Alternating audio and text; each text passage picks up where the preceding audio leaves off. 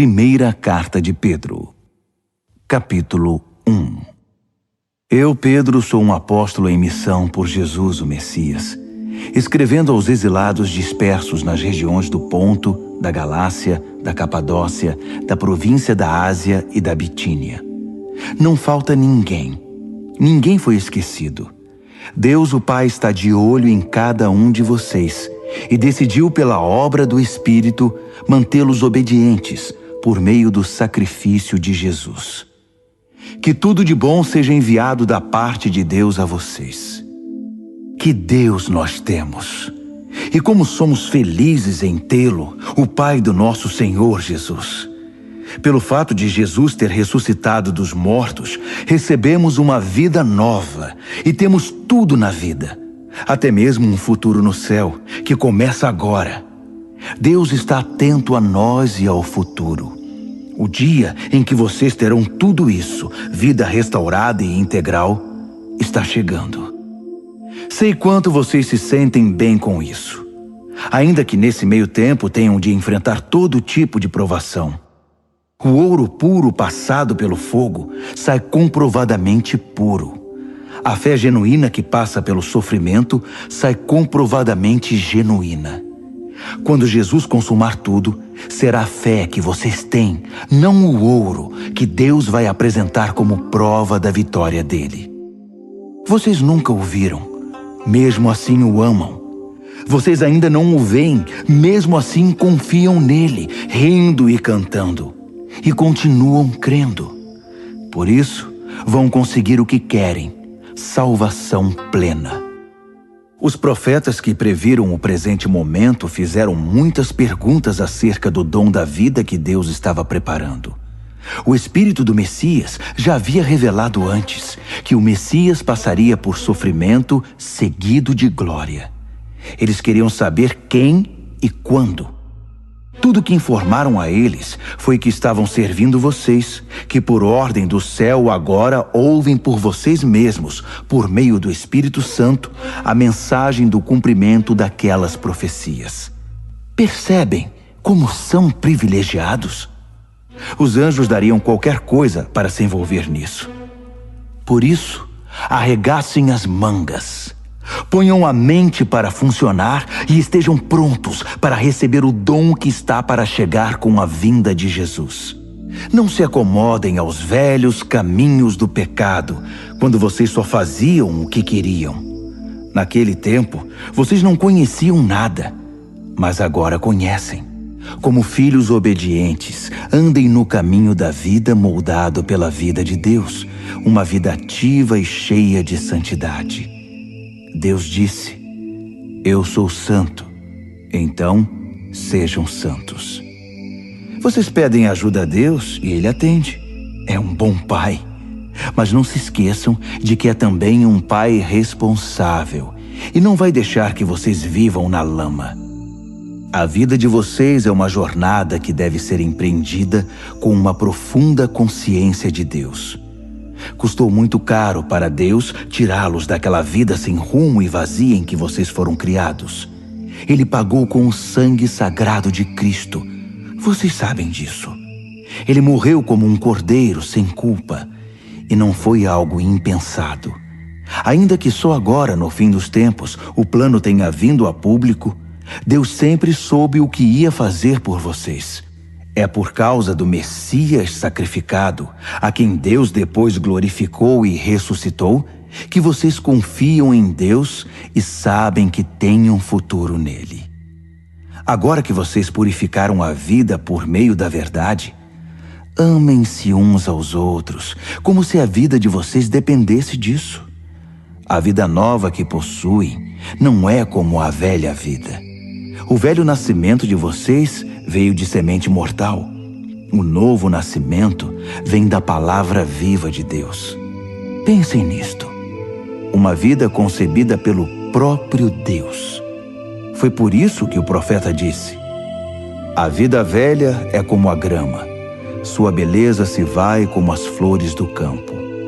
A grama seca, as flores murcham, e a palavra de Deus continua e continua para sempre. Essa é a palavra que concebeu a nova vida em vocês. 1 de Pedro, capítulo 2. Por isso, limpem a casa. Tratem de varrer tudo que é malícia, fingimento, inveja e comentários maldosos. Vocês já provaram de Deus. Agora, como bebês de colo, bebam a pura bondade de Deus e assim crescerão maduros e completos em Deus. Bem-vindos à pedra viva, a fonte da vida. Os pedreiros olharam para ela e a desprezaram, mas Deus lhe deu um lugar de honra. Apresentem-se como pedras para a construção de um santuário cheio de vida, em que servirão como sacerdotes, oferecendo a Deus vidas aprovadas por Cristo. As Escrituras dizem: Vejam, estabeleço uma pedra em Sião, uma pedra de canto em lugar de honra. Quem tem essa pedra como base nunca irá se arrepender. Para quem confia nele, ele é a pedra de que podemos nos orgulhar. Mas para aqueles que se recusam a confiar nele, a pedra que os pedreiros rejeitaram é agora a principal pedra de fundação. Para quem não confia, ela é uma pedra de tropeço, uma rocha bloqueando o caminho. Eles tropeçam e caem, porque se recusam a obedecer como foi predito. Mas vocês são os escolhidos de Deus, escolhidos para a alta vocação do trabalho sacerdotal e para serem um povo santo. São instrumentos de Deus para fazer sua obra e falar por Ele, e para contar a todos quanta diferença Ele fez na vida de vocês. De nada para alguma coisa, de rejeitados para aceitos. Amigos, este mundo não é a casa de vocês. Por isso não se sintam à vontade nele. Não deem espaço para o ego à custa da sua alma. Vivam uma vida exemplar entre os descrentes, para que o comportamento de vocês refute o preconceito deles. Então, eles serão conquistados para o lado de Deus e estarão lá para participar da festa quando Ele vier. Deixem o Senhor orgulhoso de vocês, sendo bons cidadãos. Respeitem as autoridades, qualquer que seja o nível delas. Elas são emissárias de Deus, responsáveis por manter a ordem. É a vontade de Deus que, ao fazer o bem, vocês possam curar a ignorância dos tolos, que o consideram um perigo para a sociedade. Usem da sua liberdade para servir a Deus, não para quebrar as regras. Tratem todos com dignidade. Amem sua família espiritual. Temam a Deus. Respeitem o governo. Sejam bons empregados para o patrão, não apenas para os bons patrões, mas também para os maus. O que importa é que suportem tudo por causa de Deus, quando forem maltratados sem razão. Não há nenhum mérito em receber castigo quando vocês o merecem, mas se forem maltratados por terem bom comportamento, mesmo que sejam bons empregados, é isso que vale para Deus. Foi para esse tipo de vida que vocês foram convidados, o mesmo que Cristo viveu. Ele sofreu e aceitou toda espécie de sofrimento para que vocês soubessem que esta vida era possível e aprendessem a vivê-la passo a passo. Ele nunca fez nada errado, nem disse qualquer coisa incorreta. Ele foi xingado com tudo que é nome, mas não reagiu. Sofreu em silêncio, contente em deixar Deus acertar as coisas. Ele usou seu corpo de servo para carregar nossos pecados até a cruz e nos livrar do pecado, nos deixar livres para viver o caminho certo. Os ferimentos dele são a cura de vocês. Vocês eram ovelhas perdidas, sem saber quem eram ou para onde estavam indo. Agora são chamados pelo nome e guardados até o fim pelo pastor da alma de vocês. 1 de Pedro, capítulo 3. O mesmo vale para vocês, esposas. Sejam boas esposas, cada uma para o seu marido, atentas às necessidades deles. Há maridos que, mesmo indiferentes à palavra de Deus, poderão ser cativados pela vida da beleza santa de vocês. O que importa não é a aparência exterior, o estilo do cabelo, as joias, o corte da roupa, mas sim sua atitude interior. Cultivem a beleza interior, do tipo gracioso e gentil que agrada a Deus. As mulheres santas de antigamente eram lindas na presença de Deus desse modo e eram boas e leais aos maridos. Sara, por exemplo, tratava Abraão como meu querido marido. Vocês serão verdadeiras filhas de Sara se fizerem o mesmo, sem ansiedade e sem acanhamento. O mesmo vale para vocês, maridos. Sejam bons maridos, cada um para a sua esposa. Não deixem de honrá-las, nem de se alegrar com elas. Sendo mulheres, elas não têm alguns dos privilégios de vocês.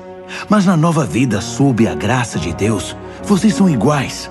Portanto, tratem a esposa iguais a vocês, para que suas orações não sejam daquelas que nem passam do teto. Resumindo, sejam agradáveis, simpáticos, amáveis, compassivos, humildes. Isso vale para todos, sem exceção.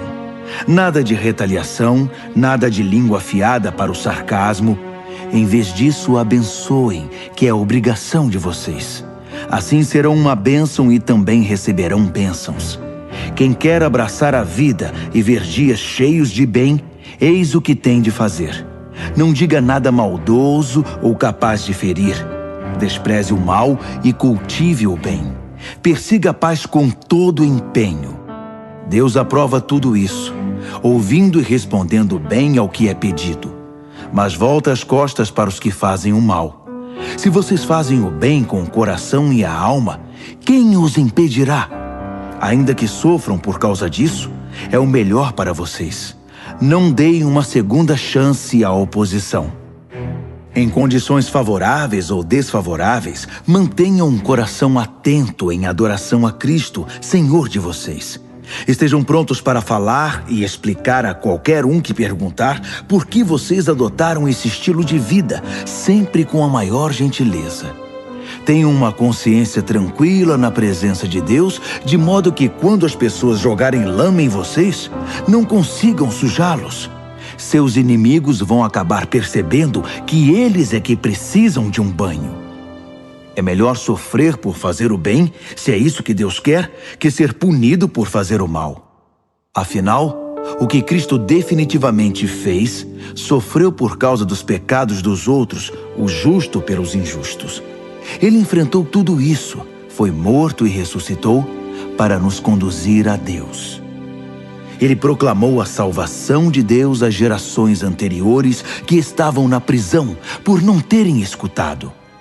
Vocês sabem que, embora Deus tenha esperado pacientemente que Noé construísse uma arca, poucos foram salvos. 8, para ser exato, salvos da água pela água.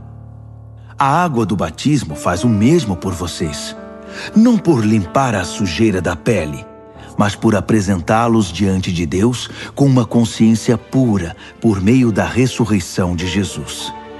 Jesus tem a última palavra sobre tudo e todos, de anjos a exércitos. Ele está com Deus, e o que ele diz, acontece. 1 de Pedro, capítulo 4. Portanto, considerando que Jesus passou por tudo que vocês estão passando e até mais, aprendam a pensar como ele. Pensem no seu sofrimento como uma maneira de abandonar o velho hábito pecaminoso de querer conseguir as coisas do modo de vocês. Assim serão capazes de viver livres para buscar o que Deus quer, em vez de serem escravizados pelos próprios desejos. Vocês já viveram aquela vida que ignorava Deus. Festas toda noite, bebedeiras e depravação. Mas chegou a hora de se livrar disso para sempre. Obviamente, os amigos daquela época não entendem por que vocês não os procuram mais. No entanto, vocês não têm a obrigação de prestar contas a eles. eles serão chamados à responsabilidade na presença do próprio Deus. Ouçam a mensagem. Ela foi pregada aos cristãos que agora estão mortos, mas ainda que estejam mortos, como acontece com todos, eles vão continuar na vida que Deus concedeu a eles em Jesus. Tudo neste mundo está para ser consumado. Portanto, não tomem nada como certo. Mantenham uma vida de oração. Acima de tudo, amem uns aos outros como se a vida de vocês dependesse disso. O amor resolve praticamente qualquer situação. Sejam prestativos em dar uma refeição ao faminto, uma cama ao sem-teto, e façam isso com alegria. Sejam generosos com os dons que Deus concedeu a vocês e permitam que todos participem deles. Se palavras, que sejam palavras de Deus. Se ajuda, que seja uma ajuda sincera da parte de Deus. Assim, a brilhante presença de Deus se tornará evidente em tudo por meio de Jesus, e Ele receberá todo o crédito, na condição de quem é poderoso em tudo, para sempre, até o fim dos tempos. Amém. Amigos, quando a vida ficar realmente difícil, não pensem que Deus não está no comando. Em vez disso, alegrem-se, pois vocês estão passando pelo mesmo que Cristo passou. É um processo de refinamento espiritual e a glória está chegando. Se vocês sofrem abusos por causa de Cristo, considerem-se felizes. É o Espírito de Deus e sua glória em vocês que serão vistos pelos outros. Se eles os perseguem porque vocês quebraram a lei ou perturbaram a paz, é outra questão. Mas se é porque vocês são cristãos, não pensem duas vezes. Sejam orgulhosos da condição distinta refletida nesse nome. Chegou a hora do julgamento, e ele começará pela própria família de Deus. Somos os primeiros da fila. Se começa conosco, imaginem como será para aqueles que rejeitam a mensagem de Deus. Se os bons quase não resistem, o que está reservado para os maus?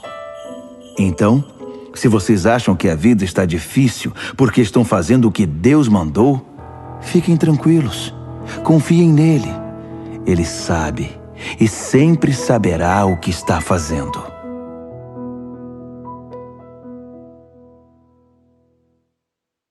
Primeira de Pedro, capítulo 5. Tenho uma preocupação especial por vocês, líderes da igreja.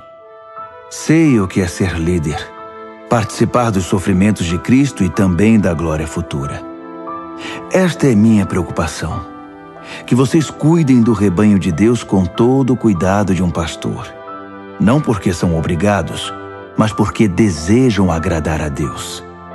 Não calculando o que vão ganhar com isso, mas agindo com espontaneidade.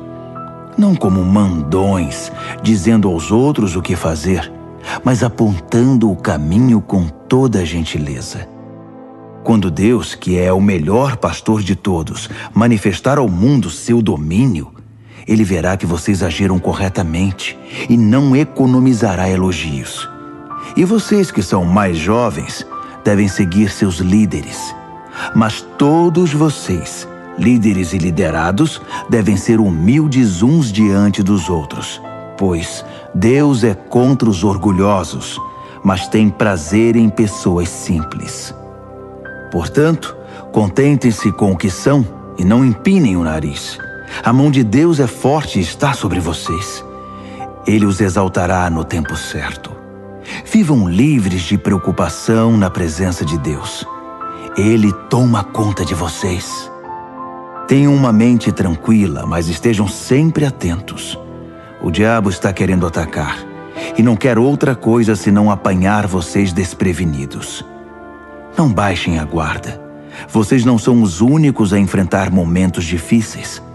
Acontece o mesmo com muitos cristãos ao redor do mundo. Por isso, fiquem firmes na fé. O sofrimento não vai durar para sempre. Não na presença de um Deus generoso, que tem grandes planos para nós em Cristo, planos eternos e gloriosos. Ele vai conservá-los unidos e firmes para sempre. Deus tem a última palavra. Sim, Ele a tem. Envio esta breve carta a vocês por meio de Silas, um irmão muito confiável. Tenho a maior consideração por ele. Escrevi do modo mais claro e veemente que pude. Essa é a verdade generosa de Deus. Recebam-na de braços abertos. A igreja no exílio aqui comigo, mas nem por um momento esquecida por Deus, quer ser lembrada por vocês. Marcos, que é como um filho para mim, envia saudações. Abracem todos aí. A paz seja com vocês, a todos os que andam nos caminhos de Cristo.